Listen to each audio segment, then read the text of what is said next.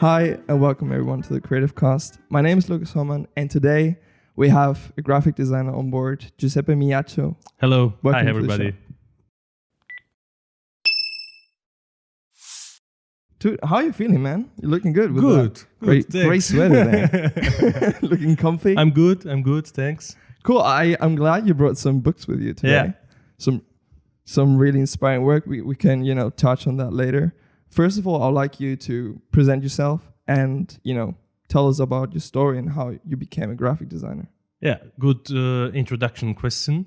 I come from south of Italy, Naples, and over there I just studied and discovered to be actually a designer. And how everything started, I used to manage events in Italy. Mostly about dancing and discotheque. And there I was like still young. Yeah, how old were you there?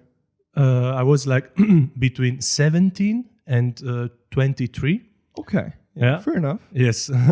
I mean, 23 years old, I moved to Germany. Mm. And in that time, during these 5-6 years, I just planned events in clubs. And over there, I was just responsible for the art direction side of the events. Not only the managing behind, but also like to developing the communication tools that we needed, like tickets, posters, at that time, beginning of social media advertising. And there I discovered that this was actually my passion. And this is how it started actually. After that, I said, okay, this is my field. I like it. And why not just to try to studying something related? Actually, also a nice part of my story is that I didn't study communication design. I was gonna ask. Is there like a degree behind that, or there is a degree, but it's like about communication sciences. So actually, the people that studied this, in the advertising or design industry are the people behind the scenes. So try to sell the product or just to analyzing the creative planning or the marketing side. So that's why my kind of path was a little bit different than the others. But the most important thing is that it worked. And after that, I just said, okay, I like this industry, and I'm also able now to use software and developing stuff, cool design stuff. Yeah. Just give a try to apply to some cool places. Yeah. And I was like quite ambition, and I searched off all the big names agencies. And this is how I got to Frankfurt as my first city in Germany. What was it? Was quite cool. I was like 23, and really from Naples directly to not only a big city, also because Naples is also big, actually bigger than Frankfurt, but the market and the industry Much stronger here. Yes, above all the agency where I was. May we mention the name? Is Ogilvy, like a really big name in the advertising industry, from David Ogilvy. And I just went there to manage like briefing for clients like Coca-Cola or... But you did manage to get a spot there. Yes, we did. I mean, I was at that time, I was an intern. I was doing like an internship, but this was like how everything starts. So to come back to the point, to the reply answer of your question, this is how I got it in Germany, but also to know why I am actually a graphic design inside, we can say. Okay. Inside. Interesting. Okay. Fair enough. Because it just maybe it demands you creatively in a way. Yes. Really about designing, because for the study process, I could work in like as a consultant, design consultant, or advertising consultant, creative planner, or art director. Art director is still much related with the creativity. Okay. The other ones as well, but not like in terms of producing something. I could work in this field, like next to the creatives, but it won't be possible for me. That's what I mean with designer inside, because I burn for this stuff. Yeah, to create. Yes, exactly. Okay, nice. So that is the main aspect that drives you. Yeah, exactly. Yeah. Within this industry. I find it so dope that you got so early on, with, as you said, 17, already into this mindset, into this shift. Yeah. How did you get like by friends and like, hey, you want to do this? Actually, nice question. Bring me back to the years. I think it's much depend of how you are as a character. Sure, as a person. Yes, personality as well. I was always like quite active and in front of the scenes. Also, when I studied like the primary school or the secondary school, and I was like in that time in schools were like, who is the one that is planning this one in a month partying in the school? Who is this guy? I like these posters. I like to be like seen from the people to say, oh, I am the one that designed those stuff or planned, organized these things. So that's why I just started to search. Then I got to the right people and say, hey, I like this. Let me be part of it. How can I help you? And they said, you can bring people. Like to say, like the PR of the situation. This is how everything starts. I was like quite influenced from the people. I was always to their side, say, hey, let's go to have fun. And then I start to move like a little bit bigger amount of people, just to be like known enough to say, oh, this guy is doing well.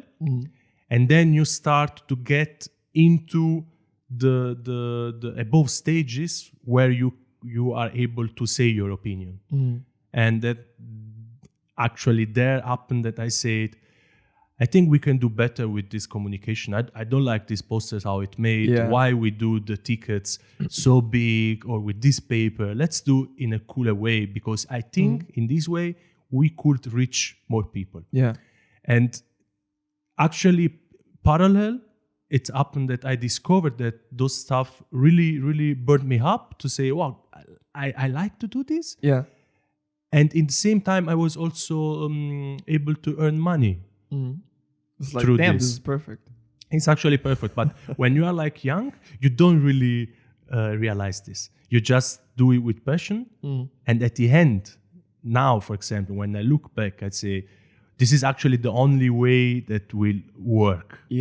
So cool, you discovered that for yourself, because that's how it should be as well. You should do what you love, and then profit comes afterwards. A small peek behind, also back to the years, is that before to do everything I already told, I applied for studied physiotherapy. Really? Yes. And psychology. I mean, I passed the exam to study psychology. To get accepted. To get accepted, exactly, yeah. But then I said, after 3 or 4 exams to the university, like physics or mathematics, I said, well, let's follow the other part. It's okay. You held yourself some doors open. You know? Exactly, yeah. So you have the options, and then at the end you need to decide. Funny enough, just a little insider there. Back when I was 18, I actually applied for psychology as well. Oh, yeah, I got accepted, but I didn't go on. Took something else. But I found it interesting as well. At the end, so many people told me that psychology is really more about the scientific part of it rather than the social part of it. Like, it's heavily scientific, the degree. Yeah. I mean, for what I do this time and what you do, there is also a bit of psychology behind. Huh? Maybe not a bit. Of course, maybe but not the a more bit. social part of it, that is the one that interests me, right? The more intercultural part. I would love to ask you what you are doing today, and how you, what you're up to.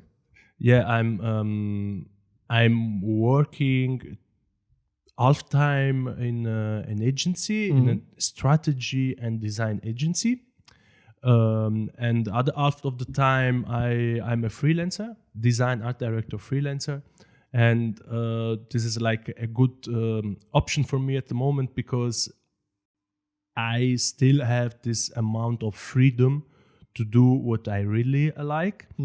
And in terms of, I can still choose with which client or which people I want to work for the half of the time. The half of the time I'm in agency, and I'm happy for that, because it's since a couple of years, maybe a little bit more, that I'm like near to this other aspect of communication, that is strategy. And this is like a big part of my work. We will go through probably with other questions, so I can be a little bit more specific in this field. But at the moment, I just like split between freelancing and pure design, communication design. In a part-time job again. Exactly, yeah, in a part-time job. I mean, when you told me that you were, getting the most out of both worlds, I was like, damn. I wasn't actually aware that that's a thing. That's possible. I was like, okay. But yeah, sure. I mean, you can split your week, and do, look, I want to work in a part-time job for a company, and then the other half of the week I do my thing. This is what I meant with you are mostly a designer inside, because that's a good example that I always do. If you are like a painter in terms of painting houses, like not an artist, and you need somebody that paint your walls white. You just call them, say, hey, I would like to have like a bright apartment, so I think the color is white. Nice. That's all. You don't tell to him how he has to handling his brushes or how he has to make it, because he knows how to do. That's why you call them. About creativity and design is a little bit different, because everyone can be creative. Everyone is creative, actually. But the sensitive part of my job is that the people don't really understand when it's time to let the job do to the people that you are paying. Otherwise, it's actually no sense that you call somebody. So when you are a designer, you are 24 hours designer. If you are working on a project and I have this part-time job, let's say from Monday till Wednesday, it doesn't mean that I'm creative about this job only from Monday till Wednesday. If I'm doing a shower on Sunday and I got an idea about that project, I start to develop in my mind. And sometimes I also get like a sketchbook and scribble on it, because I know that it's the fun part of this job. So I managed to do both stuff, but it's always connected. Sometimes during my standard part-time job in an agency, developing a new strategy for a client, I got inspiration for other projects that I'm doing in my freelance job. So it's always like really, really fluid and connected with. It's your job. It's also your passion. So it's always in your mind. And on exactly, your mind. So you're constantly working on it. In here, right? And once you get something or get somewhere, you write it down so you don't forget it. That's why most designers actually have a little sketchbook always on them. At least, from what I've heard. Yeah, well, now with digitalization, you can actually do everything with an iPad or even with an iPhone. So the important thing is to don't forget. So exactly. But because that's the thing, like it happens to me so often that I have a great idea, maybe about a picture, a photograph or something. And that idea, if I don't write it down, it's very short-lived. Like in a minute, I might have forgotten. It's like some details that were important, they vanish. Yeah, exactly. That's so weird. This blitz, how to say, like in this thunder, idea. Quick. It's really very quick. rapid. Yeah. All right, fair enough. Maybe you could share with us your approach to your work. On one side for the agency in your position, and on the other side as a freelancer. So what really make interesting, I think, this job, there are tons of description of this job, like graphic designer, brand designer, art director, UI UX designer. I can go on for hours. At the end, every designer or every art director has an aspect where it is stronger on. For my position, it's the strategic side, but not in terms of really developing a strategy, but just to understand the needs of a client.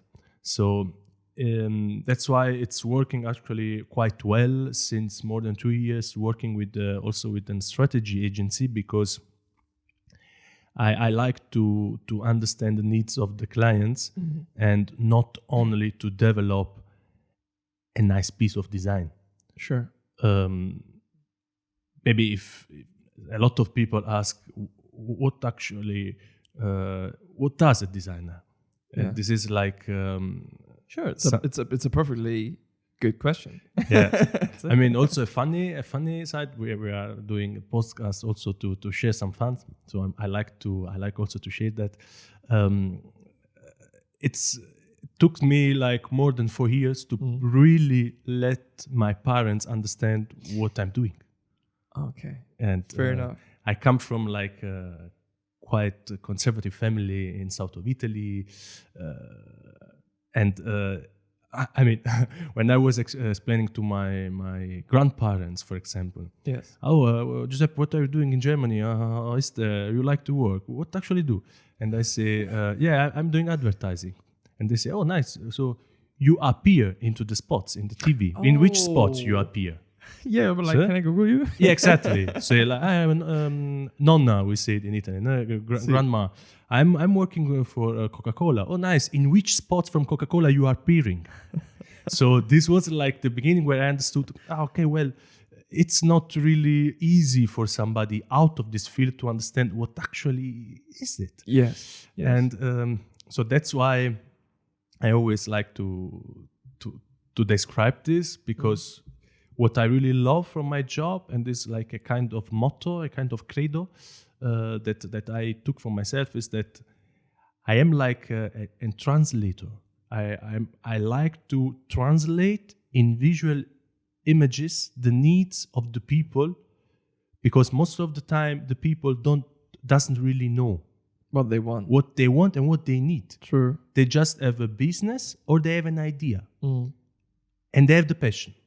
So the first important step of our job, of my job, is to have a briefing, to have a chat with them, to let them just take off and shout off everything. Let them speak, you take notes. Yes, okay. Let them speak and understand. At the end, you have a little bit to order those information in terms to understand, okay, what is the problem and what are the possibilities, what are the solutions that on which streets we can run actually. Define those streets, propose to the client, and just see how is the reaction.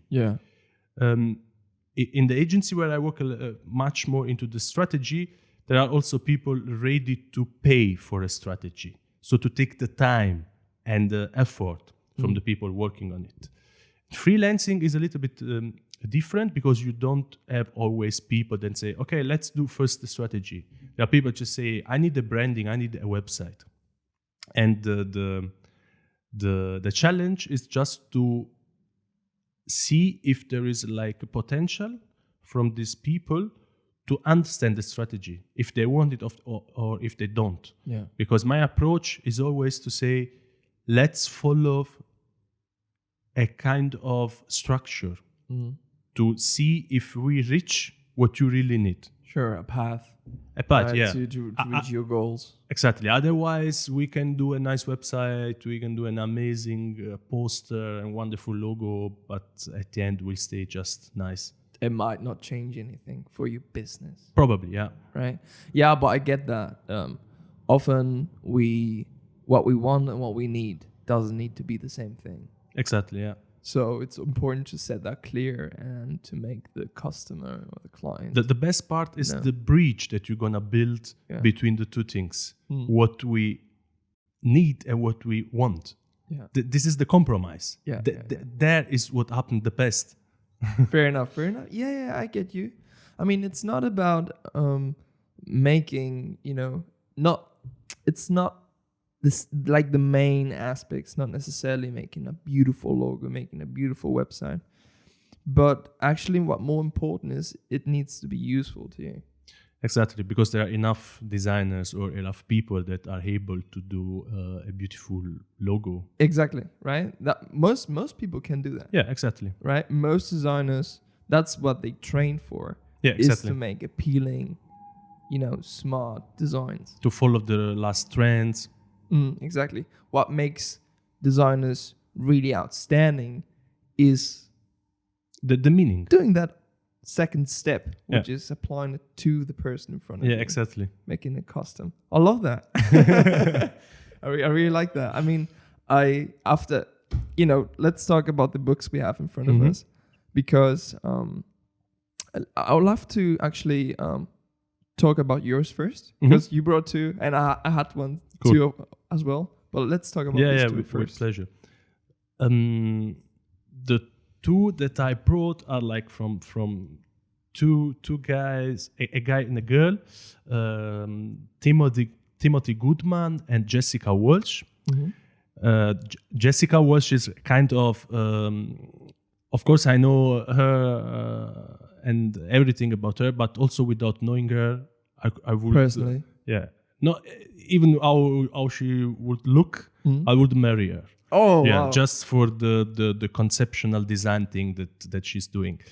To be a little bit more specific in it, this is the declaration. Yeah, it is. Okay. As every people as like a mentor, or as like a people that really love, actually is loving what they are doing.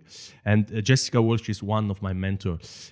I must say, behind her there is like a man. Is not his partner, but actually Stefan Sagmeister is from Austria, and for me is like the best mentor that I could have in terms of knowing design in a brave way, like breaking all the rules concerning communication, but doing in a good way, not only in a cool way. And Stefan Sagmeister decided to take Jessica Walsh to be like a partner of their studio, Sagmeister and Walsh in New York. Like, I suggest everybody that is hearing to just to give a look, because there are like tons of inspirations. And this is when I started really to felt in my body, in my stomach, the passion of design. That's why I bought this book of Jessica Walsh and the guy Timothy Goodman. It's called 4 Days of Dating. 40 days of dating. Yes, an expert. Okay. Yeah, this is actually it's not a book. It's just an experiment, because these two guys. An experiment. Sorry. Yes, they work it together. They are both designers, and they said, let's have a project where we can share our designs. And what they did is to date themselves for 40 days in a proper way. Damn. Going out, like kissing each other and so on. Doing a couple things. Exactly, yeah. And in this book, that's actually quite big, it's like everything concerning this kind of 40 days relationship. Of course, doing in a design way, where they just share their WhatsApp messages, they share the restaurants where they went on. And of course, they did it, the thing that they are doing best, designing. Yeah. That's what I meant also, and it's connected with the question before. What is my approach of design? In this sense, they not only they designed a nice book in terms of beautiful, in terms of beauty, they also had like a really strong concept behind it. Like they started with the concept, not with the beautiful design. Sure. They say, okay, this is this concept as a potential. Let's develop, and doing this, we will make something that looks really cool. This is was like a really. It is big, a really, as you said, a brave way. It is, of making a book. It's such a different way of telling a compelling story in an aesthetic way. Exactly, Right. That just as I said, even not thinking outside of the box here is like to create another box that is not really a square. You know what I mean? Yes. This looks like a lot of fun. Yeah, it is. The second book that I have is just from the guy. Okay. Timothy Goodman. It's from Brooklyn. Maybe I'm not really sure, but it's actually not really a big thing. And what he does is just in this book, the name is Sharpie Artwork Shop, and Sharpie are just like the Sharpie. The Sharpie, Yeah. exactly. And it just explain how to develop different way of design thinking only with the Sharpie. So in sense of distorting objects, just paint on the stuff. I suggest this book as well, but what it does is actually to distort the way of doing advertising or designing, like taking a brand, doing like a piece of his job for this brand that have a particular character, is a look. If somebody will book Timothy Goodman to have like an ongoing project, you will directly understand that this is a piece of Timothy Goodman, and he's not doesn't define himself as an artist. He has a very well marked approach. It is. Right? Yeah. He's doing also like he's also a graffiti artist, but it's not really the thing where he said I will do this for the rest of my life. Sure, he's not known for that. It's not known for that, even if it could be known for that. Okay, fair enough. Well, I can just may I? Of course. I can just tell by you hovering over that he has his particular style, and actually, it seems like to me it's kind of art. Yeah. Well, yeah, sure. It sure is. I thought first because I saw some shoes, and you said he does a lot of design on objects. Yeah. I thought, okay, maybe he's just specialized on product design, but not necessarily, right? He does also murals. Yeah. For example, all kinds of stuff. Environmental design. It seems quite minimal as well. Right? Most of them is like black and white, like a white wall or a white surface. Yeah. And Sharpie. Yeah, on post-its. Yeah, you don't really need to be like really good in art to can do that. It's like what I love from this guy, because he said we can do beautiful stuff from really simple things. Yes. Like this concept of less is more. Fair enough. Yeah, you don't need to be Michelangelo. Exactly. Yes. Yes. Right. Okay. Oh, I like that. I'm quite interested about this one actually.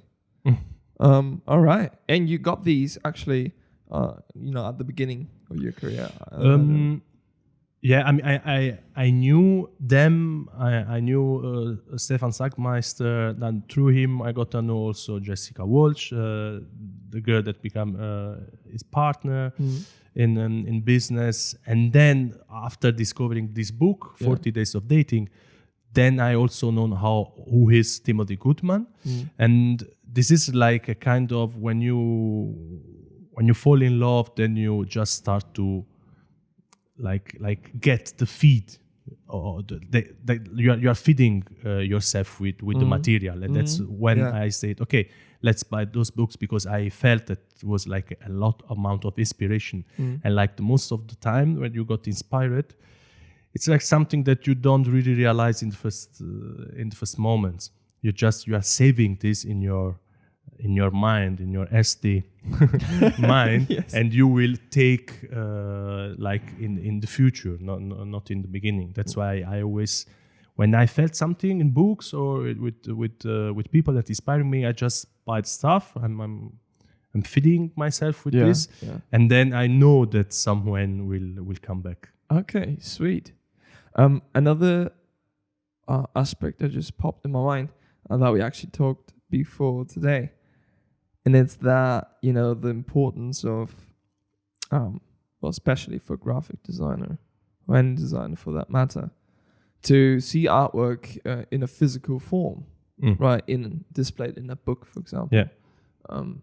You know, compared to what we're used to and seeing everything digitally now. Yes.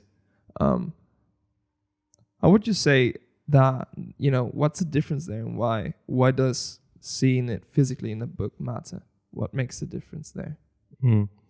The first thing, I am actually a print lover, so this is like a question where I may be a bit influenced, but when you look for inspiration on when you are just surfing online, you have a really large variety of fields that you can explore in the same time.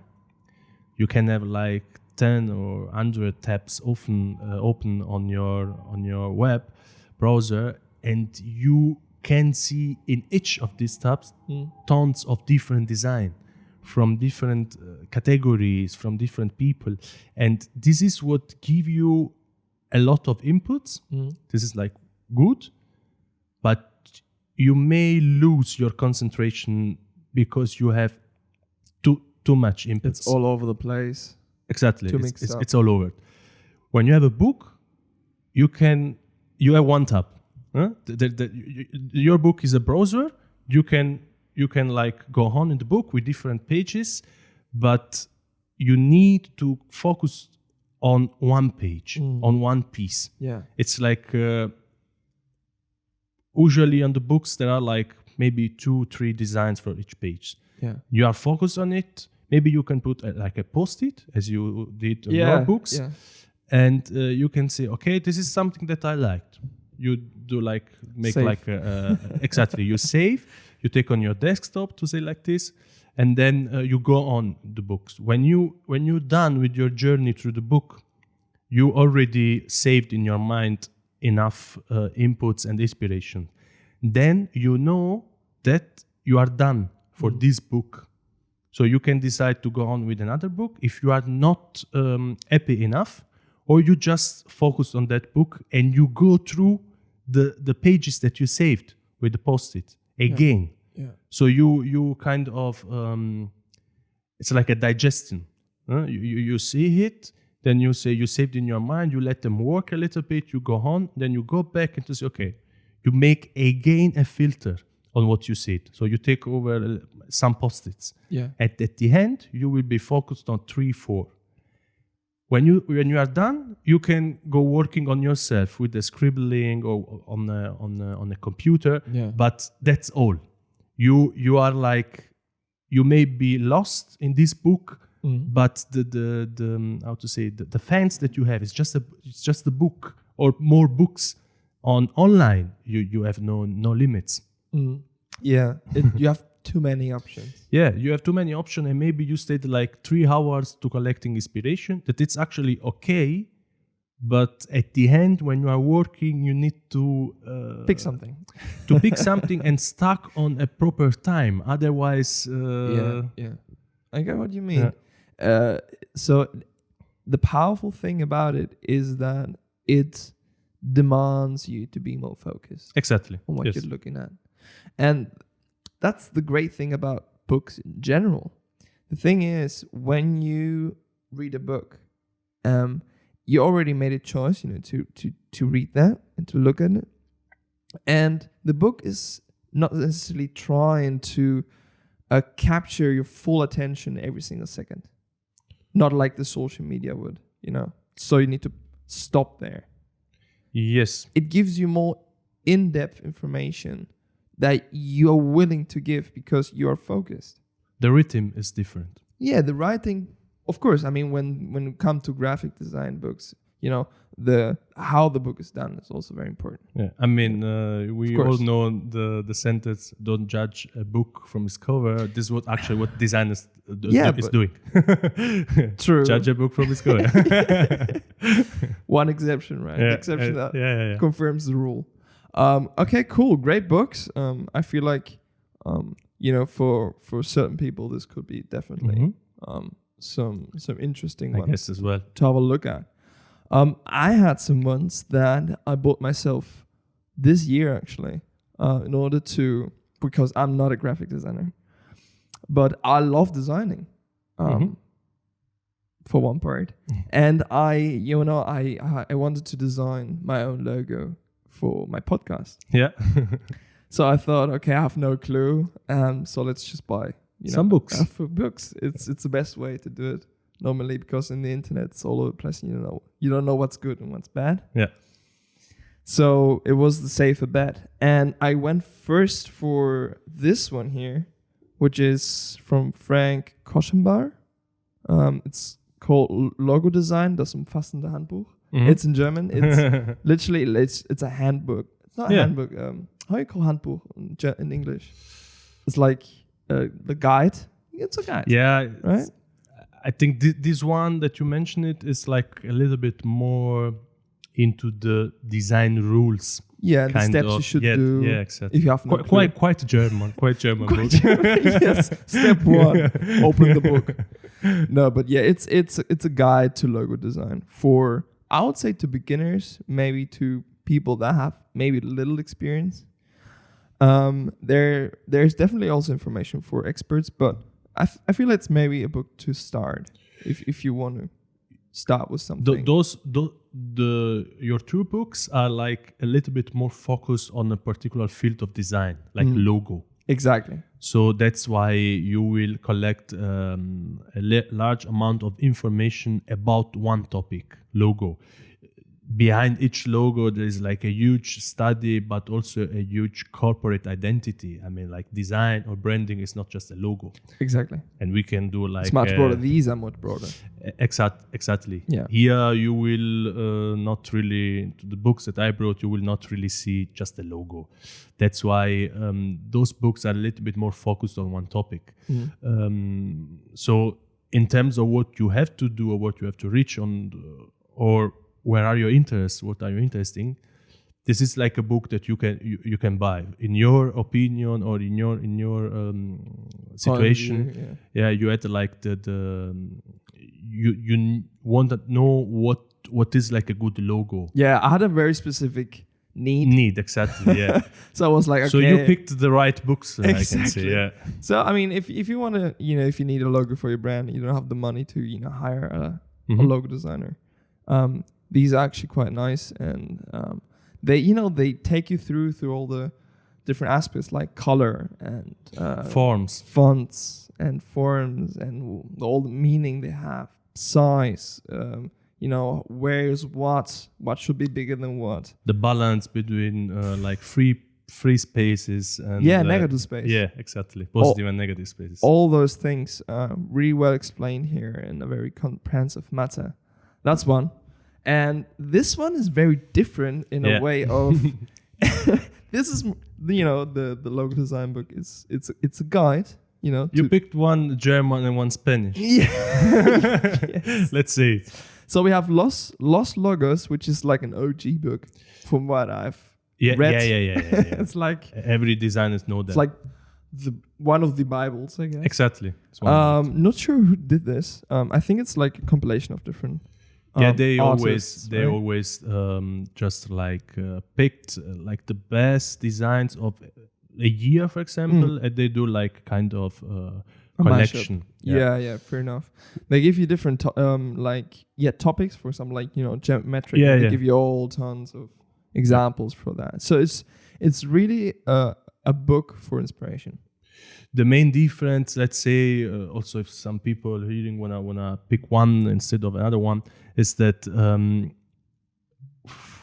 in this one, Los Logos, you will see like examples of logos, but also in terms of how can work this logo with the whole corporate identity, with all assets, not only on a poster, on visit cards, maybe, I don't know, depending on which product are selling this brand, but how it works, this logo on the different touching points, for example. Yeah, sure. In the other one, logo design, like the German one, let's say, you will see just a tons of information why one logo needs to be done like this. It's more like a textbook. It's in a way. It takes information that you as designer needs. Yeah. Because it's like important, but they stay focused on it. Here on the Los Logos, it's a little bit more about the feeling of the logo. Yeah, they don't go really depth into the why this logo. Oh yeah, they don't explain you shit here. It's like they give you a little bit more feelings, more. Yeah, it's just fun for the eye. Exactly. Yes. It's like some candy. Give me some candy for the eye. Come on. And you still have like really a lot of inspiration. Yeah, it's great. I mean, you look through it, and it's at a certain point, it's quite overwhelming, to be honest. Like too much. It's like, oh my god, I need to take some time off here. It's too much. No, but I really like this one, and it wasn't cheap. Like this one isn't that cheap. I can tell you that already. No. As you said, it's one of the Bible of the graphic design, and they have like several issues. Several issues. Yeah. Oh, different model. Yeah. Yeah. You have Los Logos. Maybe this one is from a particular year, but you will have like at least 10 of it. Yeah. Fair enough. And the thing about this book is actually it's not that easy to get. Like I had to order it specifically. They're like, okay, we have like 3 in Germany. it's like, always what? It's always sold out. What the fuck? Yeah. I mean, I guess it has its reasons, right? I just Googled, okay, good books for logos. I was like, okay, this one, and this one always popped up. Yeah. I was like, fair. I think this is a good pick. It is. Now that we have so many, material here, how about we talk about your specific, interests in logo? What appeals to you the most?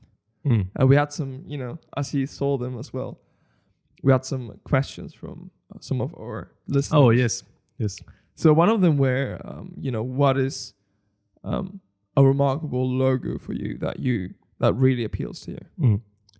Nice question, and I want to be a little bit more clear about how I will reply like this. Sure. For me, it doesn't exist a nice logo. Of course, exists logos that are cool to see, and they're like in terms of beauty. But for me, an efficient logo or design or branding is actually something that it's working. So I have some brands that I like and I love how they do communication, not how they did their logo. Because I can mention like some brands, for example, Spotify or WeTransfer, that people that working in this field is like really known brand now. Or for example, I also like Burger King, but those brands are always like a meaning for me. What is the meaning? Why I liked what the Burger King in the last time did. What I liked is that they were brave enough to change their corporate identity. That we are talking about brand like known in world world for a long time. So I have like a comparison with Barilla, to be Italian enough. So Barilla is a brand really strong in Italy. Yeah. But for all the people that are working in the advertising industry, you know that Barilla will not change their corporate. With corporate, I mean the typography, the colors, the logos, the picture world, what kind of photos they choose to do their commercials. There is a reason why Barilla will not do that. Because Barilla is stuck to a particular target. And they know that if they're going to change something, it will be may be that the people don't recognize anymore their brand. So what they don't recognize, it's not the color or the logo. They will not recognize the faith that they add in this brand. The feeling.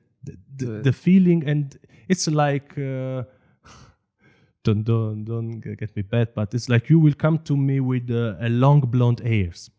I would say, is that Lucas? Because I was remembering. Wait, what? So you are a little bit distant to say, I don't know if I will buy this because I'm used for other stuff. And this is something that I respect, but for a designer, Barilla will be never a good client because you know that you have no large fields where you can move yourself. Yeah.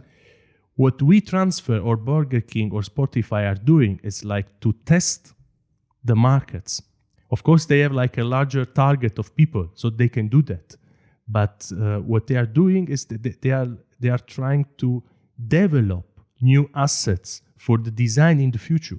So they don't know if this typography or this color of this form is going to work, but they are brave enough to try. Of course, again, WeTransfer and Spotify are not Barilla, so they don't have to sell pasta to a large target from 18 to 60. Exactly. Yeah. Spotify has a particular target. WeTransfer is another target, even smaller, so they can be brave enough to say, okay, we go on with it. We are brave. We don't really give too much exactly about that. Yeah. And this is what I like for a brand, but my understanding behind is still okay to say, okay, Barilla, I understand why you don't want to do that, or maybe for other kind of brands.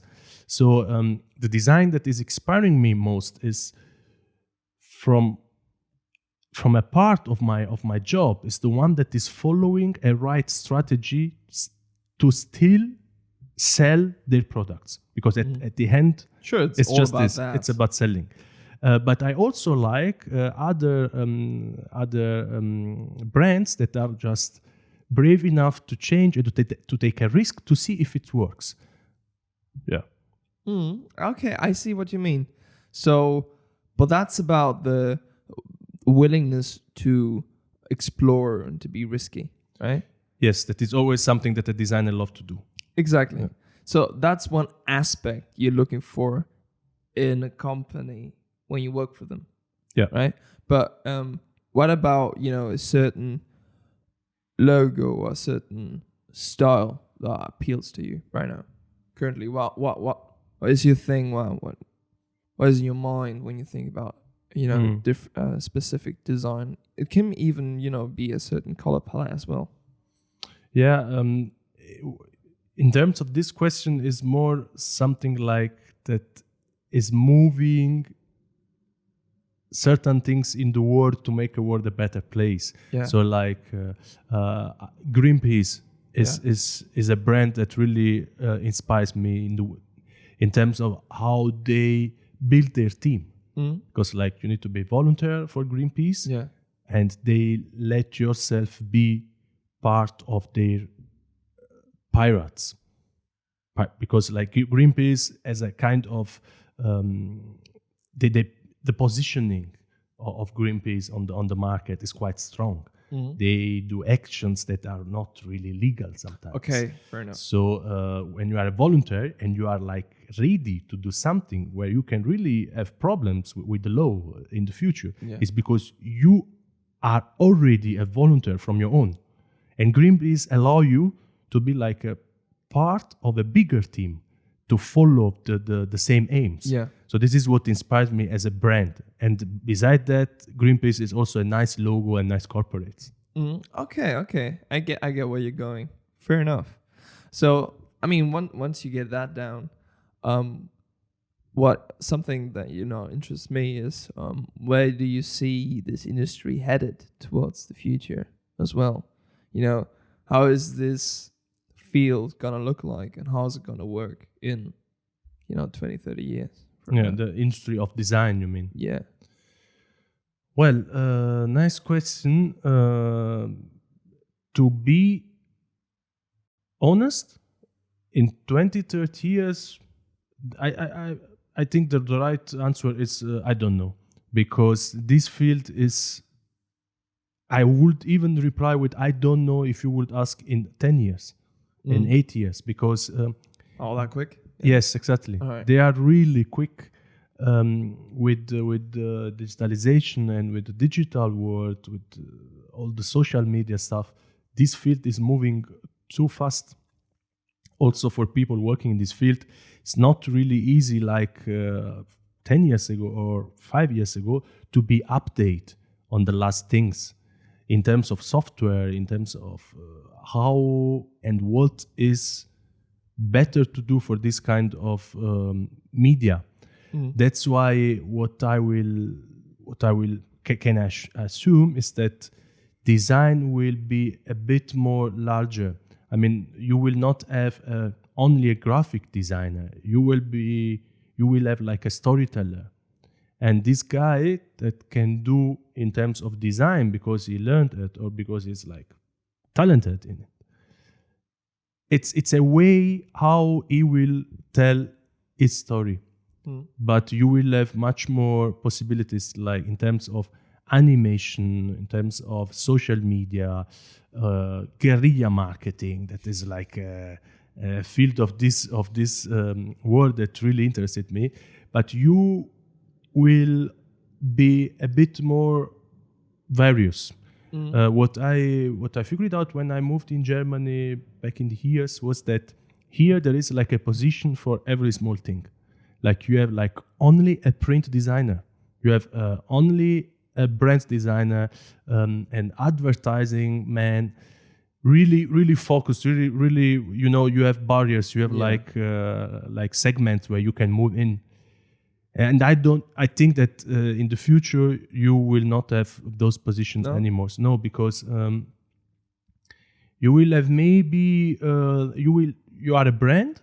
I don't know, as Nike or even smaller brand, where you, as a brand in the future, in 20 years, you need to know and you need to understand what does it mean to communicate.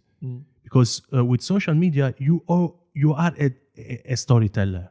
Doesn't matter what you do, if you're a banker, if you sell vegetables on a market, or if you sell clothes, doesn't matter. You need to tell a story. Yeah. And if you want to do it in the right way, you need to have a little bit of understanding about communication. And maybe you will need somebody that will adjust your message in a kind of visual. Yeah. So you will need a designer in your company.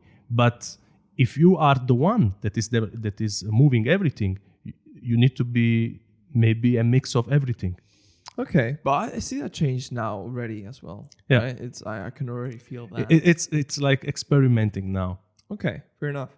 What I thought is also, obviously everything is shifting towards digital, but also, things like VR and AR, coming into place as well. Yeah, those are like the innovations that we are now, first of all, accepting. Studying and see in which terms they can be like efficient for a particular brand. They are not yet a standard part of a branding, of course, but they will be, because I feel like for example, IKEA, it's like a brand that went through the years really well.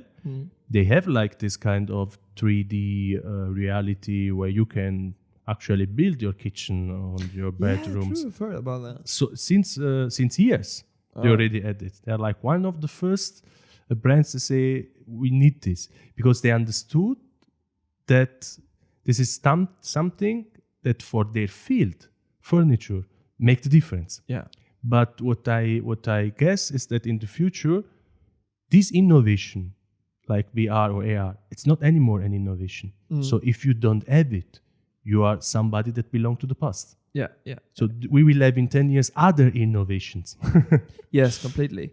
As you said, like IKEA does it for the kitchens, 3D modeling, so you can see it how you really want it already before you purchase it. But the thing is, it already exists with you can take pictures of yourself and measure and put all the information in for clothing as well, for example. Yeah. Shit like that. yeah. I know. But this is how the communication, even the design and marketing will change. Yeah, I mean, some of these, some movies already included that. Trying to remember right now, the one with Bruce Willis. No, but in my mind comes, for example, everybody knows Stranger Things. Stranger Things. Yeah, but they do something different. They let you interact with the episode. What? Yeah. There are some episode. I'm not sure if it was an episode of the series or just an external movie made from the people from Stranger Things. But you can choose. You make some decisions. You do, exactly. You interact with the movie, so you are not watching a standard movie. I mean, the experience that you will do and I will do can be totally different with the same movie. Yeah, damn. Yeah. Okay, I need to watch that series. Yeah. I should. No, but I'm pretty certain that AR, augmented reality, will be a thing. I got no clue when, but probably within 10 to 20 years. I would say even less. Yeah, it could be sooner, but yeah, I couldn't. I would say latest. Yeah. Between 10, 20. And they will all give us these goggles, and you'll see advertising on buildings everywhere. So that's when social media pops out of your phone and becomes reality. Yeah, exactly. Yeah, we are not anymore social.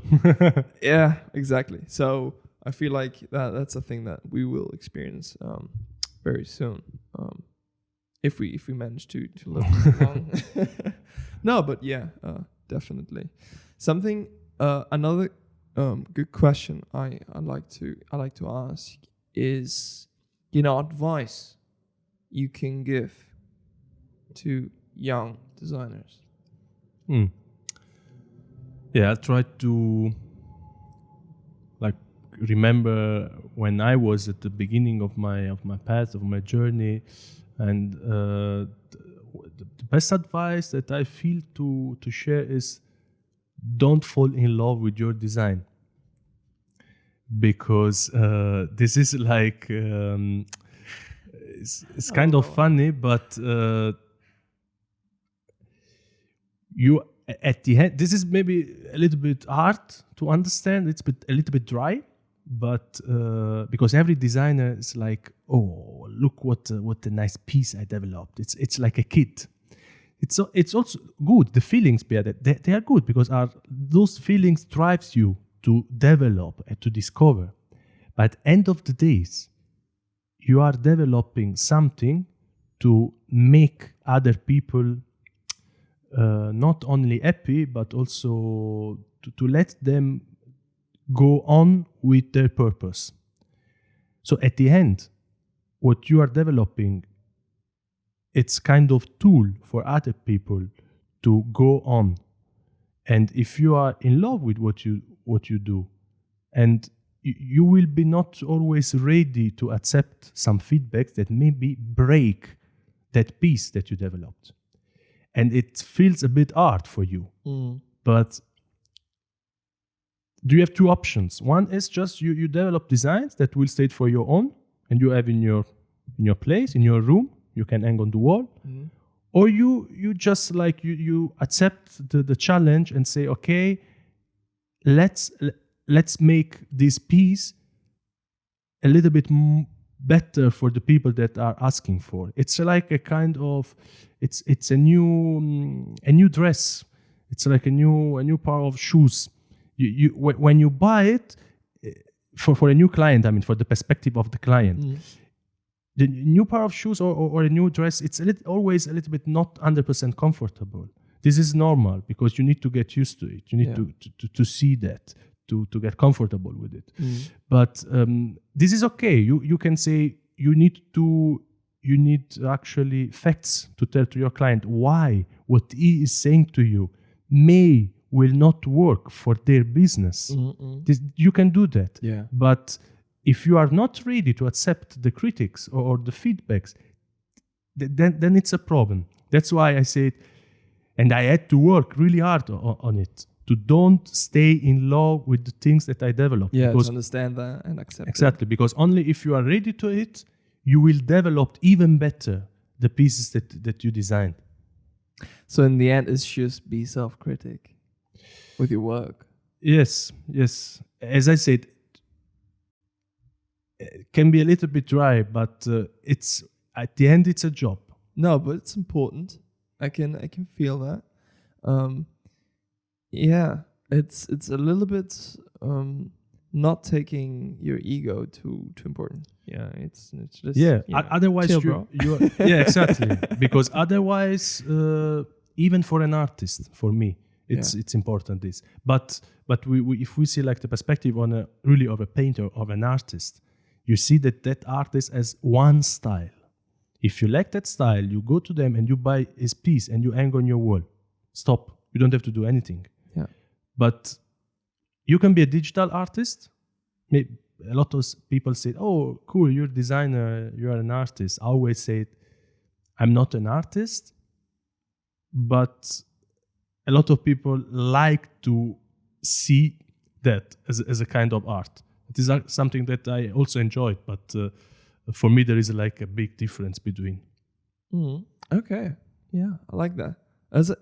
I really like that advice you just gave there, because so many people run into that and get very frustrated.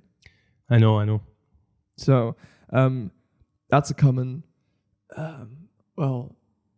it's a common trap that it is. Creative people fall into. Yeah. That they just need to learn over time to, accept that the work will never be perfect, but what you do is always the best of your ability. Exactly. Yes, that's a good approach. Yeah. One thing I actually want to ask you that I almost forgot. It's like, come on, like hitting myself. Like, come on, ask him.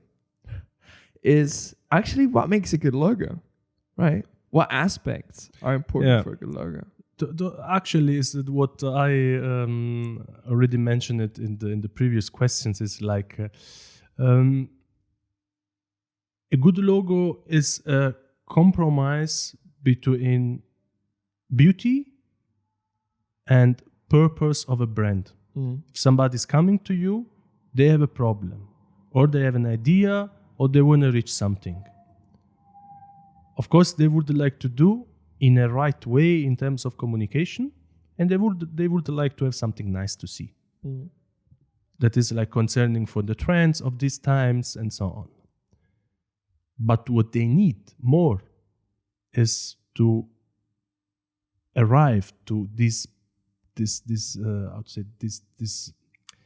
step where they want to reach to go on with their business. So that logo, it's not enough if your logo is nice, if your logo is too nice. Maybe for designers, let's say you are a brand that is working in field of clothing, or like on swimwears or something like this. If you develop a logo that for yourself, it's like, whoa, then it's really cool. Wow, what I did, nice typography. Wow, it's really innovated, and you will show this logo to 10 designers. Maybe you will get on 8-9 designers say, oh man, really cool, well done, nice. The question that you have to ask yourself is, show this logo to some people that will be clients of your clients, some people that will buy this clothing, and see what they understand. Because if this logo is for a 9 designer on 10, amazing. But for possibly clients from your client, it's not really clear enough. Then it's your logo is not right. Yeah. Because every logo needs to fit for the people that will see it and will actually go through it and buy the stuff. And this is the compromise where your client is. between nice and efficient. So this is what makes a good logo actually a good logo. Yeah, okay. I like that. No, but I mean, I reckon, as you said yourself, you're a designer that touches on very different things, and logos is just one part of it. Exactly, yeah. It's just me that I'm fascinated by logos mainly. But I get that, I had to think about your grandparents, and Exactly. they struggle with understanding your work, and from what I'm understanding, getting from you, it's really more of a problem solver for a company in a strategic visual way, right? For the identity, for the corporate identity. Yes, as I said in the beginning, I like to define myself as a translator. I am the one that, through my knowledge of communication and designing and colors and typography, I'm the one able to take your idea and to translate this idea in a visual language in terms of clear communicate outside for the right target what you have in mind. Yeah. That's all. Okay. Yeah. No. I get you. That's good. I'll accept that. That's an answer. Okay. Great. So what I'm thinking about as well right now, I think like the books, we're pretty much talked about the content of these. The ones you brought have a different approach, a more broader one. The ones I brought are more about logos. Technical. So feel free to check them out if you feel the need or you're hungry for some new stuff to look at. These all are great, from what I can tell. I would love you to share with the audience where they can actually find you and check out your work. Cool. So feel free to give a shout out. With pleasure. You as another thing for a designer on people working on this field is to be reachable, to be like everywhere. Yeah. Because this is like the first thing of communication, the channels. You can write. That's always fine. You can write my name on Google. But if you manage to write my name right on Google correctly and not mess it up like I did. But my website, where you can see my portfolio and also other interests that I have, it's Giuseppe Mig, M-A-G, and G-E-U, not G-U-E, like most people here are trying to do. So Giuseppe.com. online, and you will see everything we actually talked about branding, design, advertising, and also a little approach of photography that I also like, and it's also an interesting point for a designer. Otherwise, on Instagram, you even tagged me on your stories, Giuseppe Mig. You will find some examples on my works. Otherwise, feel free to give me a shot. I will be happy to reply. Yeah, dope. Actually, now that you said it, like you were talking about, trying out new things, like for example 3D. We were talking about that before. Yes. About getting into After Effects as well. Just exploring new fields and always, do your best to keep, making yourself a better designer and be more knowledgeable. Yeah, to increase your way to communicate. Like maybe something that we didn't mention it. A designer will work mostly with some software like Adobe Illustrator or Photoshop and InDesign. This is something that will change in the future because you have these 3 tools, but you will have a lot of tools. You are free to experiment everything with every software. So just feel free to learn the things that you think are right for share with the world your communication, your design, your story. Not only you should be encouraged to do it, you probably have to do it as well, because you need to be adapting constantly. Exactly. To Otherwise, your surroundings. you will belong to another time. Yes. Yes, definitely. Always ride the wave as good as you can. Yeah. Surf the wave. Yeah. So we're getting actually towards the end of the episode, and before I end it, I always ask if there's a topic, a question, something we haven't touched that you would love to get across or out there. Actually, there is always a kind of gray area concerning this field, and it's a little bit sensitive. It's about the money and the payment. Because if you compare like a job as a designer or art director with other jobs, we don't really have a kind of list where you will say, okay, you can get for one logo XY or for a website. What I'm feeling and what I would like to tell to some younger designers or art directors is to don't really fix with what the people are trying to tell you or let you believe, because this field is too deep. So you will meet a designer that is earning much more or much less than you, but you will never know what is the story of this designer and what is his approach. Because as I said, it's not like a painter or like a banker where you knows that those things needs to be done in this way. Stop. You cannot really go out of the street, because the street it's already done. Our way to tell a story has no streets, has no fence. So you can do in every way you want. And some people needs more time, less time, more tools, less tools. And this is what make, at the end of the days, a designer, but also a payment of a designer different. So don't stuck with it. Just follow the passion and try to do this in a way that make your clients happy, not only in terms of beauty, but also in terms of strategy behind. No, yeah, but I understand what you mean there. When it comes to charging for your work, depending on what you do, it's not a set scheme. Just like if you become a policeman, you will get what you get. Exactly. Stop. You cannot.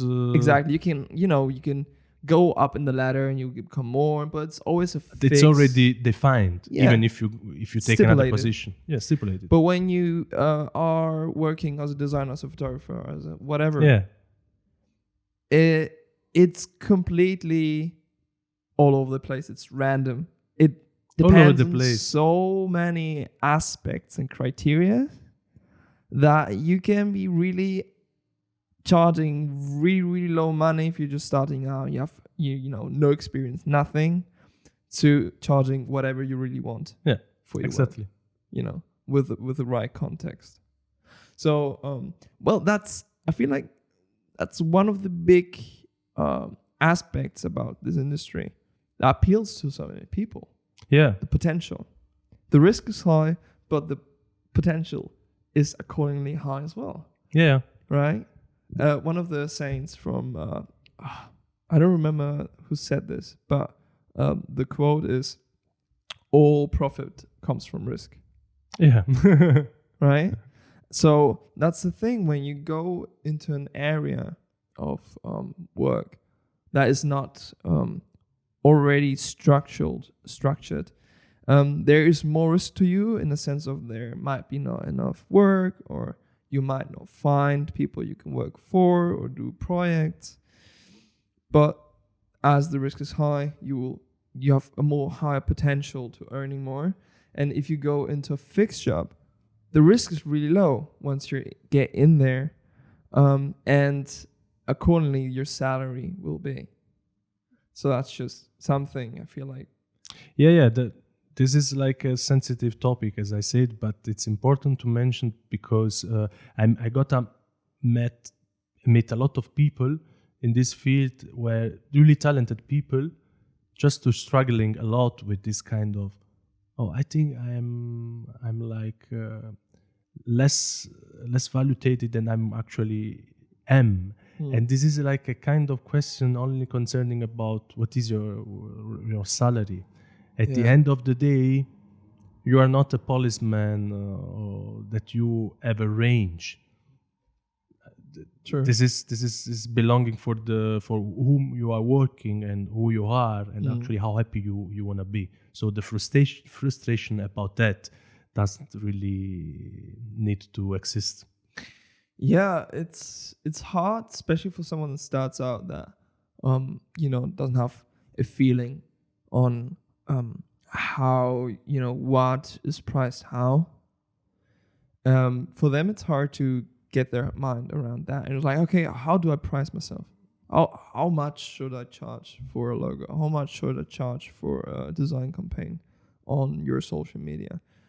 And you go on Google and you don't find you see a rainbow of numbers. Exactly. You see those rainbows. How did you deal with that? Like, how did you figure that out? To be honest, through my career, I'm always I'm like known for the one that is asking too much questions. Okay. But I like just to ask to understand a little bit more about that. And since 3 years I'm doing freelancing, and I had to be clear with those stuff because I don't want to give an offer that is like under my possibilities in terms of you're working too much and you're earning too less. So there is actually a range that some people can follow, but is much more larger than other. It's wider. Yes, exactly, it's wider. And so I figured out just asking. But if you work for international company with 800 offices in the world, you have for a branding or for an advertising campaign, for a social media campaign, a kind of range. If you work for an agency with 40 people, you have another range. If you are a freelancer, you are just from your own, you have also another range. But there are too many things to consider, because if you are a freelancer, you have some taxes to pay. So we could do another whole podcast about this topic, as you can say. But it's very important. But at the same time, one of the aspects that I've spoken maybe not enough about, that people don't know enough about, and definitely something worth at least trying to have a little thoughts, give some intel. Like me myself, I barely understand it myself. Yeah, I try, but there's always some aspects like, there's certain situations where like, okay, what do I do now? And what is if this happens? And what is in this situation? So really at the end, there's no golden rule. There's no golden number. You have to figure it out yourself. That's how it is. And you have to do it wrong in order to do it right. Exactly. Like everything in life. Exactly. And mainly you need to focus you need to focus on two things among so many, but two things are very important. Not only how much are you worth, but also how much is that product worth to the client. Yeah, exactly. Those two aspects are very, very important and play in a lot in how much you should charge. Yeah, like collect some kind of information of a range about your field, designing, advertising, social media, and so on. And then just go on, as you said, to make experience, right or wrong. But the golden point to this topic is don't let those things drives you for what you are doing. Totally. Good. I love that we still touched on that. Yeah. I feel like we just almost missed it, but you brought it back to the table. Cool. Love that. Definitely going back to your socials, mainly Instagram, I reckon, and your website definitely will be linked on all posts. Great. And on the episode as well. So you'll be able to find it there. Just click on it. That's one. I really appreciate you being here, taking your time, bringing these awesome books that I did not know before and look really interesting. So as I said, thank you. Thank you all for listening. And this is a wrap. My name's Lucas, and this was a Creative Cast.